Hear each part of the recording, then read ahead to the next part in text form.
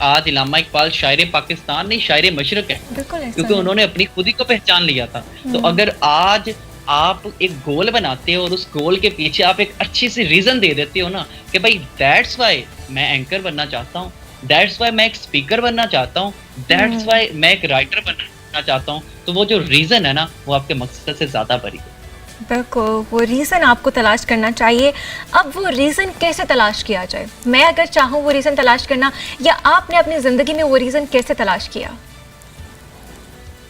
देखिए सुमेरा, हर बंदे का लाइफ में कोई ना कोई आइडियल होता है, ठीक बिल्कुल है? ऐसा है। मेरी बचपन से ये ख्वाहिश थी कि मरने से पहले, कम से कम मरने से पहले किसी एक इंसान की लाइफ हमारी वजह से बदल जाए ना, तो इससे बड़ा इंसान कोई नहीं होता, बिल्कुल ठीक है? ऐसा है। इससे बड़ा कोई हुँ, अब्दुल सारिदी साहब सैल्यूट, ठीक है? 21 तोपों की सलामी के साथ इस दुनिया से इरशाद। रुखसत हुए, दुनिया याद रखती है।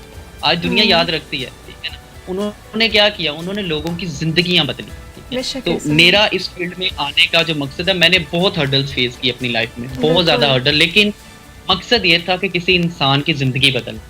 मैं हुँ, हमेशा कहता हूँ कि आप बड़े इंसान तब हो जब मरने से पहले ना किसी की ज़िंदगी ज़रूर चेंज कर दो। दुनिया में ना कोई तब्दीली लाज़मी ला के जाओ, चाहे वो तब्दीली एक बाग के छोटे से हिस्से की शक्ल में क्यों ना हो, चाहे वो बिल्कुल। तब्दीली एक छोटे से बच्चे की शक्ल में क्यों ना हो।